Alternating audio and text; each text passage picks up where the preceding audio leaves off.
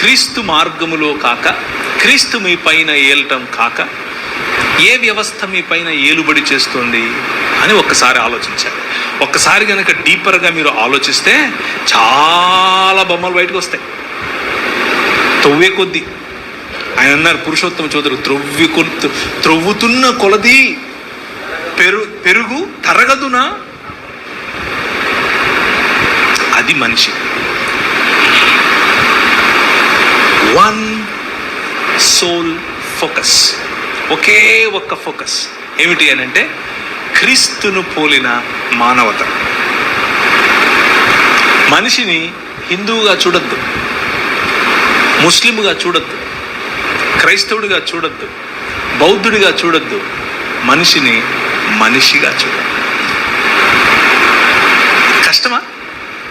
చాలా కష్టం. చాలా ఈజీగా, చాలా కష్టం. మతం తట్టుకోలేదు, బట్టలు చింపేసుకుంటుంది.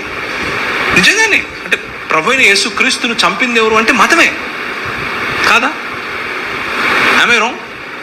పిలాతు చేతులు కడిగేసుకున్నాడు, నాకెందుకు రా బాబు, లే చంపండి అని అన్నాడు. మతం నిజమైన మనిషిని చూస్తే బట్టలు చింపేసుకుంటుంది. ప్రధాన యాజకుడు అన్నాడు, యూదుల రాజుకు క్రీస్తు. ఏమి నువ్వు అన్నావు? అవును, నువ్వు అన్నట్టే. మనుష్య కుమారుడు ఆకాశ మెగారుడై దిగి వచ్చుట మీరు చూస్తారు అని అంటే ఇంతకంటే ఎక్కువ సాక్ష్యం కావాలని బట్టలు చింపుకున్నాడు. మతము తట్టుకోలేదు మనిషిని. Try to live a real human life. నిజమైన మనిషిగా బ్రతికి చూడు. మతం మెల్లిమెల్లిగా తన పట్టు కోల్పోతుంది.